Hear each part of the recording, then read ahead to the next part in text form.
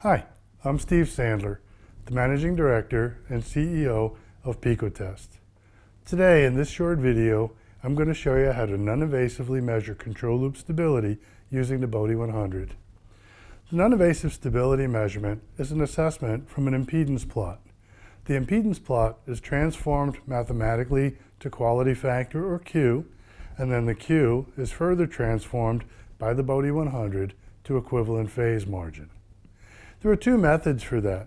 One method we call the basic one cursor method, and the second method is a more advanced two cursor method. Today, I'm going to show you both of these methods. I'm going to show you how to choose the right one and how to accurately measure control loop stability from any impedance plot. For this example, we'll use the VRTS-3 training board. This training board includes a linear regulator, it includes a switching regulator, we can switch between the two, it includes selectable output capacitors for the linear regulator, and it also includes SMA connectors, which are convenient for us to measure the output impedance from. We can also use the P2101A two-port probe to make the two-port shunt-through measurement. So first, we'll put the selector 1 switch into the right position, and that selects the linear regulator to be provided to the SMA connectors. Second, we need to select an output capacitor using switch S302, and for this example, we'll set position 2 into the on position, and all of the other capacitors will be turned off. The Bode 100 is already connected for the two-port shunt-through measurement, including the J2102 coaxial transformer and the two SMA connectors that'll connect to our board. And so we can connect those to our board. And power is conveniently provided by a USB cord so that we don't need an external power supply. And now we're ready to make our two-port measurement. Okay, so the first thing we have to do is capture our output impedance plot. We can set up the two-port shunt-through impedance measurement by selecting it from the impedance analysis menu and then selecting the shunt-through measurement. Note the warnings about the voltages that you can apply to the Bode 100. Our power supply is 3.3 volts, and that is an acceptable voltage, so we can make the measurement.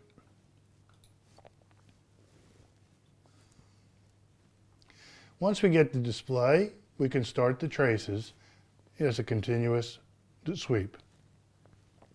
We have two traces here. One trace is the impedance magnitude, and the other one is the impedance phase. We're going to change the phase to be QTG, or group delay.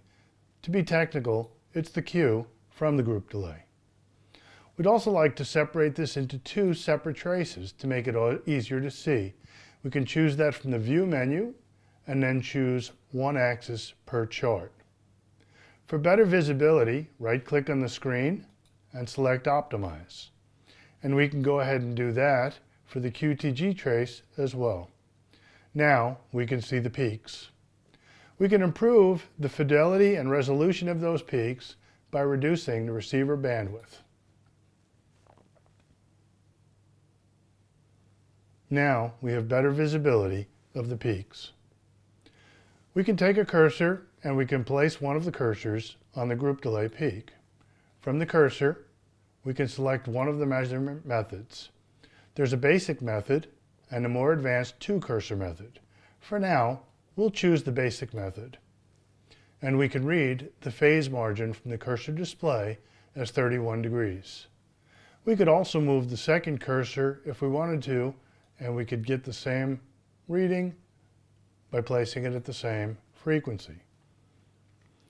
So that's how easy it is, but you might wonder, how do I know which peak to measure? Because there's also a 7 megahertz peak in this display.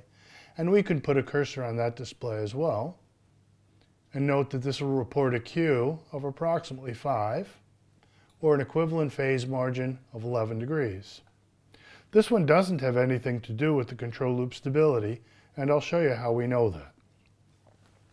If we remove the power from the board and make the impedance measurement, we'll note that once we get to about 100 kilohertz, the impedance is the same when the power is off as when it's on. And so that peak at 7 megahertz exists even without the power applied. And since it exists without the power implied, we know that it can't be due to the control loop stability. But I'll show you another way. Let's save this trace to memory, and let's go ahead and reapply the power. And now we can see the power on and the power off together. One particular characteristic of control loop stability is that the impedance will be higher when the power is on than when the power is off. And we can see that here at 20 kilohertz. So we know that this peak is due to the control loop stability, and that would be the peak that we would measure. There isn't a limitation that says we can only have one instability in the control loop or one poor phase margin area. So we could assess this every place that there's a peak that's greater than the off-state impedance. So when would we use the two-cursor advanced method? We might use that when we get to higher levels of phase margin. Notice that in this display, the impedance magnitude peak and the QTG peak occur at the same frequency of 19 kilohertz. And so the basic method works just fine. As the phase margin increases, these two frequencies aren't the same anymore, and we can get much better accuracy by tracking the difference in those two frequencies, and we do that using two cursors.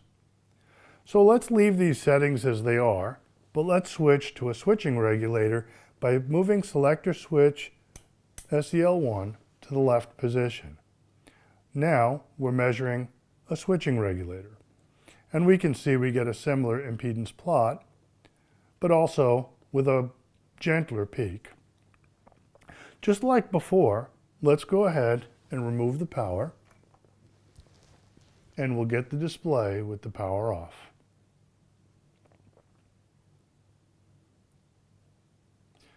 Once we've completed that, we can go ahead and save that trace to memory. Since we don't want to keep the memory had before, we'll just update it. Now we can apply power again, and we'll be able to see whether or not the on impedance is greater than the off impedance.